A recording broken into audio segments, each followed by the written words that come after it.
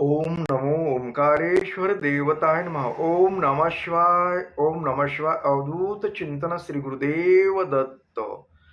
मंडळी, शंका समाधान या कार्यक्रमासाठी मी संगमेश्वर गिरी श्री क्षेत्र ओंकारेश्वर देवस्थान बिलोद्यान जानेगाव इथून आपलं सर्वांचं हार्दिक स्वागत करतो.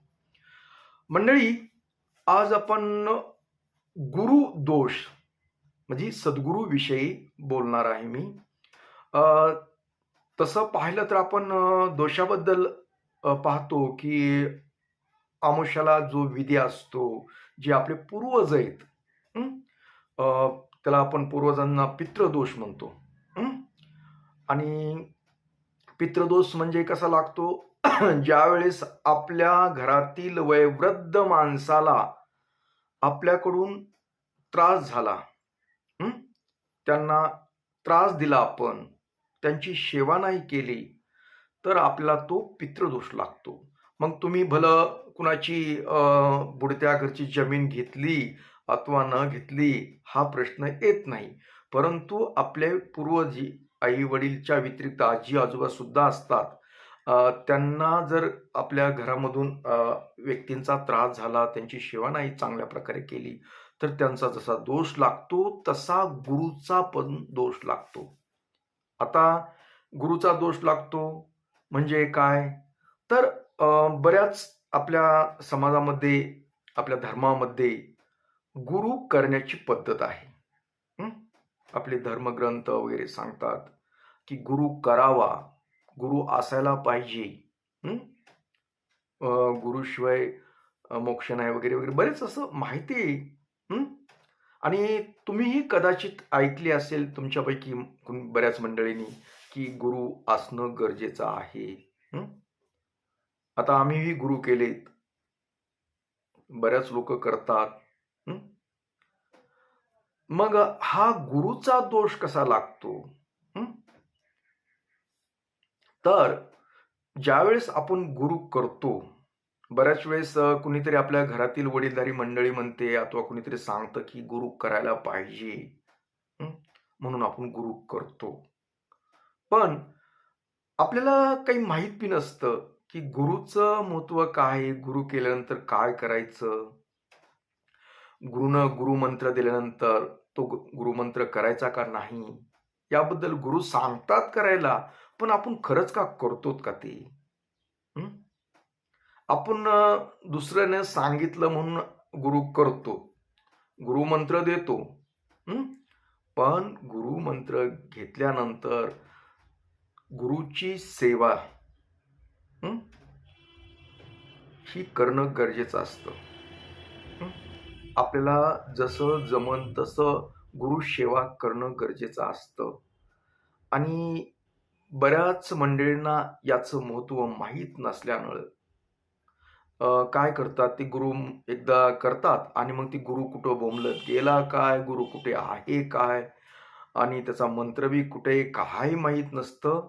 ते गुरुमंत्र काय दिला हे सुद्धा माहीत नाही बऱ्याच मंडळींना. तुमच्यापैकी सुद्धा कुणी असेल, कारण माझ्याकडे ज्यावेळेस पाहायला लोक येतात ना, त्यावेळेस आम्ही बोलत बोलत काही विषय असं सांगायला गेलो तर म्हणतात आम्ही पण गुरु केला होता लहानपणी. मग मंत्र काय दिला तेच आठवत नाही. ज्या वेळेस आपल्याला गुरुने मंत्र दिलेला जर आठवत नाही, तर मग तुम्ही गुरु केलाच कसा? गुरुमंत्र हा तर मुखपाठ पाहिजे, आपण नेहमी त्याचं पठण केलं पाहिजे, दररोजची दररोज. संकट काळी सुद्धा गुरुमंत्र हा करावा लागतो. ज्यावेळेस आपण ताण तणावात कुठल्या संकटात असो, त्यावेळेस आपण गुरुमंत्राचं स्मरण करावं लागतं. नंतर इतर देव वगैरे काय आपल्याला करायचं ते. मग आपण तो मंत्रच आठवत नाही, करत नाही, मग गुरु कसा आपल्या पाठीमागे राहील? गुरु आपल्या पाठीमागे राहणारच नाही ना. मंत्र म्हणजे काय? गुरुचा धावा करणे. आपल्याला समजा कुठं लागलं, खोपलं, पडलो तर काय म्हणतो, अगं आई ग, म्हणतो का नाही? आईची आठवण येते आपल्याला.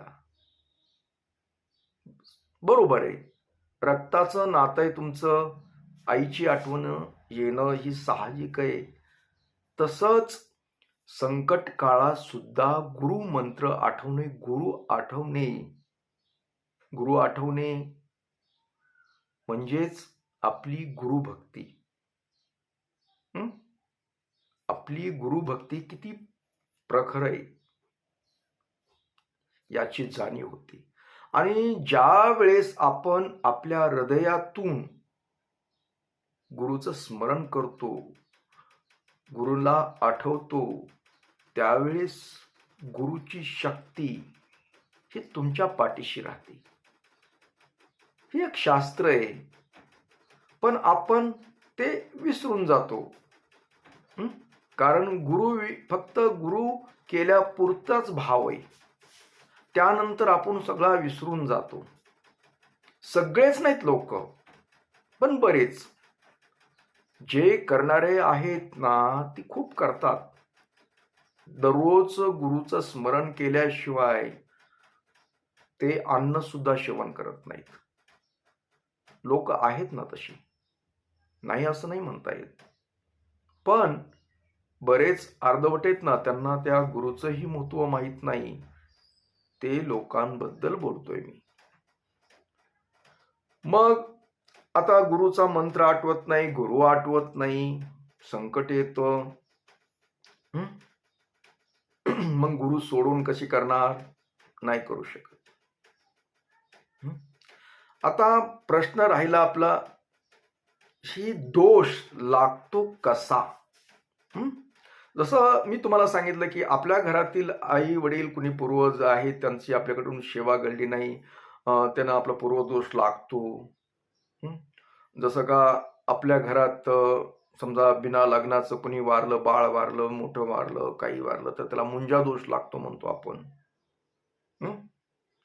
तसा एक गुरुचा दोष लागतो. आता गुरुचा दोष काय की ज्या वेळेस तुम्हाला गुरुमंत्र दिलाय त्याचं स्मरण नाही, गुरुबद्दल तुम्हाला भावना नाहीत. आता अनेकांनी गुरु केलेले असतात, वेगवेगळे गुरु केलेले असतात.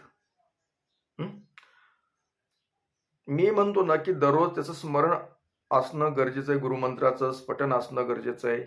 ते होत नाही. उलट त्या गुरुविषयी अनेक मंडळींच्या मनामध्ये द्वेष आहेत, गुरुला काही कळतच नाही,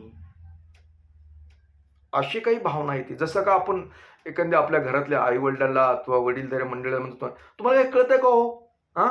परत परत तेच सांगतात आम्हाला, असं म्हणतो का नाही? घरातल्या आई वडिलांना सुद्धा आपण सोडत नाहीत, रक्ताच्या नात्याला सुद्धा सोडत नाही. हा गुरु तर कुठला कोण? आणि हीच वृत्ती जशी आपण आई वडिलांना हे करतो ना की तुम्हाला काही कळत नाही, असं होतं तसं होतं, तसं तुमची भावना सुद्धा बऱ्याच लोकांची गुरुच्या संदर्भात आहे. गुरुला काही समजत नाही, गुरु आमचा एवढा ज्ञानी नाही, असं तसं. ही जी भावना आहे तुमची, ही भावनाच तुम्हाला गुरु दोष निर्माण करते. गुरुविषयी मनामध्ये वाईटपणा आणणं, जसं का आई वडिलाविषयी, आजी आजोबाविषयी मनामध्ये आपल्या वाईट येतं ना, वाईट बोलतो आपण, त्यांना काही समजत नाही वगैरे काही, म्हणून आपल्याला त्यांचा शाप लागतो. गुरु दोष जसा लागतो तसाच आई वडिलाचा बी लागतो ना, दोष लागतो, त्याला पितृदोष म्हणतो. तसा हे गुरुचा दोष आहे हे सुद्धा. म्हणजे ही जी दोष आहेत, पितृदोष झालं, गुरुचा दोष झाला, ही आपण तयार करतो. दोष ऑटोमॅटिक लागत नाही कुणाला, दोष निर्माण करतो आपण. निर्माण लक्षात घ्या. मग हे दोष लागतो ना, मग आपण हे लागू नये म्हणून काय करायला पाहिजे? ही दोष लागून, जसं आई वडील कसे का असणार, निरक्षर असतील, वृद्ध असतील, त्यांना समजत नसेल, अक्कल नसेल तुमच्या भाषेत सांगायचं म्हणजे, पण ते आपले आई वडील आहेत. आपल्याला जन्म दिलेला आहे. आपल्याला जग दाखवलंय त्यांनी. हं? बरोबर आहे. त्यांच्याबद्दल आपल्या मनामध्ये सतत भाव चांगला असला पाहिजे, प्रेम असलं पाहिजे, माया असली पाहिजे. तसंच गुरु आपण केला म्हणजे काय, आईवडिलाच्या नंतर हा गुरु असतोच आपल्याला. आपल्या सुखदुःखामध्ये, आपल्या अडी-अडचणी या जी असतात, काही गोष्टी आपल्याला समजत नाहीत. प्रापंचिक जीवनामध्ये अनेक अडचणी येतात. त्यावेळेस ही गुरुचं मार्गदर्शन आणि आशीर्वाद हा महत्वाचा असतो. हं? आजकाल आशीर्वादच कळना गेलाय लोकांना. आई-वडिलाचं दर्शन आता बंदच होत चाललंय. दर्शन तर घ्यायचं तर म्हणजे जी परंपरा होती आमच्या लहानपणी, की कुठं चाललं तर दररोज आई-वडिलांचं दर्शन घ्यावं लागायचं. हं. मग समजा आई गालावरून हात फिरवून मायेनं, "माझं लेकरू, जामाय, शिकमाय." हं. ही जी तिच्या मनामध्ये, आईच्या मनामध्ये जो भाव निर्माण व्हायचा, त्या भावामुळे, त्या प्रेमामुळे ते बाळ उत्साही आणि काहीतरी जगामध्ये चांगलं करण्याचं कार्य त्याच्या हातून घडत होतं. हा दररोजचा जो आशीर्वाद असायचा, तसाच गुरुच्या संदर्भात बी असतं. ज्यावेळेस आपण गुरु दर्शन घेतो, आजकाल लाज वाटते दर्शन घ्यायला. मोठ्यांचं दर्शन घ्यायला बरेच जण लाजतात ते. पण त्या दर्शनातलं पाया पडण्याचं महत्वच माहित नाही. ज्यावेळेस एखादी व्यक्ती आपल्या दर्शन घेते, पायावर डोकं टेकवते, वरून हात ठेवतात आपण असा, त्यावेळेस जी दोन्हीतला जो म्हणजे ऊर्जा आहे, शक्ती, समजा वडीलधारी मंडळीनं सुखी समाधानी आनंदी राहा, आता आम्ही आशीर्वाद तोच देतो. त्यावेळेस या आशीर्वादाने तुम्ही सुखी समाधानीच होतात. आई वडील बी ते देतात. आणि जिथं हा आशीर्वाद कमी पडतो तिथं दोष चालू होतो. तुम्हाला गुरुविषयी भाव नाही, आई वडिलाविषयी भाव नाही, वरिष्ठाविषयी तुम्हाला काही मनामध्ये भावना चांगली नाही, त्यावेळेस दोष निर्माण होतात. दोष काही तिकडून आलेले नसतात, तयार झालेले असतात. आमच्या समजा पायावर आम्ही गुरु लोक, समजा अगर कोणी इतर असतील, त्यांच्या पायावर दगड सहजरित्या एक सवयीनुसार आम्ही आशीर्वाद देतो, बाबा तुम्ही सुखी समाधानी आनंदी राहा, चांगलं आरोग्य लाभावे, जीवनात यशस्वी व्हावं, हा सहजरित्या आशीर्वाद येतो. आणि तुम्ही फुगून लांब उभा राहिलात तर काय काय एक सहज नकळतपणे, एक निसर्ग नियम आहे तो, नकळतपणे येतं. काय याला संस्कार नावाचं काही नाहीच. थोडक्यात हा एक शापाचा प्रकार. आलं लक्षात तुमच्या? आता प्रश्न राहिला की पितृदोष जसा आईवडिलांचा दोष लागतो, तसा हा गुरुचा दोष कसा लागतो, की गुरुविषयी भाव चांगला नसणे, गुरु मंत्र न करणे, गुरु हा आध्यात्मिक म्हणजे आपल्याला देवाकडे नेणारा एक मधला वायर आहे. तुम्ही भक्त आणि देव याच्यामधला तो दोघांचं कनेक्शन करून देणारा गुरु असतो. तुम्ही मग भक्ती करायला सगळं खरंय, पण तुमचं कनेक्शन फक्त गुरुमुळे जुळतं. आणि त्यावेळेस तुमच्या मनामध्ये गुरुविषयी भाव चांगला असेल तर ते कनेक्शन जुळणार नाही, आणि कनेक्शन नाही झाल्यामुळे तुम्हाला तो दोष लागणार. तुमची काय देवाविषयी ऊर्जा केली ती देवापर्यंत पोहोचणार नाही, ती तिथंच घुटमळून राहील. म्हणून तो दोष लागतो. तर असं अनेक आहे, असं म्हणजे खूप काही बोलायला आहे. मग आता ह्याच्यावर काय, आता बऱ्याच वेळेस काय असतं, गुरु केलेला असतो आपण, गुरुचा मृत्यू होतो. हं?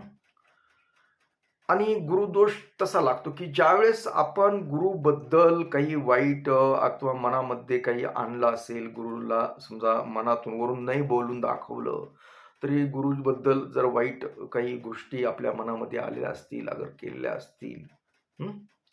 गुरुला त्रास झाला असेल, त्याच्यामुळे मानसिक हो, कुठला त्रास हो, तर त्या गुरुमधून, गुरुच्या हृदयातून जी ऊर्जा, नकारात्मक ऊर्जा निघालेली आहे, त्या ऊर्जेमुळे आपल्याला अपयश येतं, बऱ्याच गोष्टींमध्ये अडचणी होतात. जसं का पितृदोषामुळे आपली आर्थिक हानी होते, घराला घर पण राहत नाही, कुटुंबामध्ये कलह, आरोग्य बिघडतं आणि म्हणजे जिथं खर्च करायचा नाही तिथं खर्च होतो, अनावश्यक खर्च होतो, आपली प्रगती होत नाही. आणि तशाच प्रकारे ह्या गुरुच्या बाबतीत सुद्धा होतं.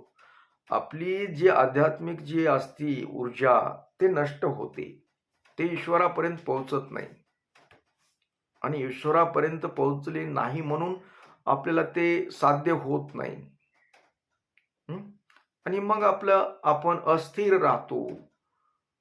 अस्थिर म्हणजे जीवनाला काही अर्थ राहत नाही, स्थिरता नसते आपल्या जीवनाला, आनंद नसतो, सतत ताणतणावामध्ये राहतो, खूप काही असतं पण समाधान नसतं, अशा गोष्टी होतात.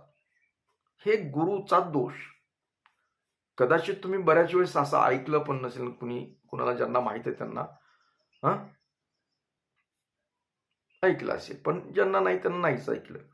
पण हा एक दोष असल्यानंतर सुद्धा तुमच्या समस्या वाढतात, गुरुदोष असल्यानंतर सुद्धा. कारण हे अशा गोष्टी कशा समजतात आमच्याकडे, की ज्यावेळेस असे लोक येतात काही समस्या घेऊन, त्यावेळेस गुरुदोष दाखवतं, पितृदोष दाखवतं, मुंजाचा दोष दाखवतं. हे असे दोष असतात. आता ही देवाच्या दोषापेक्षा जास्त भयंकर दोष आहेत. ही देवाचा दोष एवढा नसतो, देवाच्या दोषानं एवढं काही होत नाही. कारण हे जे काही समस्या, काही जे त्रास आहेत ना, हे ही जी आहेत, आपलेच लोक आपल्यासाठी त्रासदायक ठरतात, केवळ त्यांच्याशी संबंध चांगले नसल्यामुळे.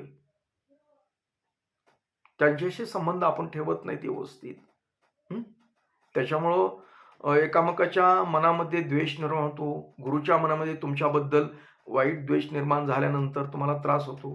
आईवडिलाला तेच, आईवडिलाच्या मनामध्ये तुमच्याबद्दल भावना खराब झाल्यानंतर ते होतं, कारण तुम्ही त्यांना अगोदर त्रास देता.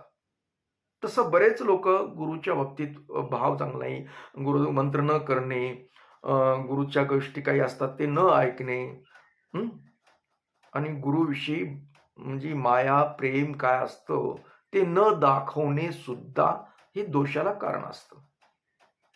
आता हे दोष निवारण कसे करायचे असतं? जर ज्याचे समजा गुरु होते पण ते मृत्यू पावले आहेत, त्यावेळेस जसं आपण पितरांना अथवा आपले मुंजा म्हणतो आपण, त्यांना मुंजांना जसं आपण श्रावण अथवा चैत्रामध्ये मुंज जेव घालून त्यांना हे करतो, नैवेद्य वगैरे दाखवतो, अन्नदान करतो शनिवार गाठून मुंजांच्या बाबतीत, तसं आपण पितरांच्या बाबतीत दर आमोशाला समजा नैवेद्य ठेवतो आपल्या पूर्वजांच्या नावाने. त्याबद्दल विशेष माहिती आहेत माझ्या व्हिडिओमध्ये. आणि तसंच गुरुच्या विषयी तेच आहे. गुरुचा जर मृत्यू झाला असेल तर तुम्ही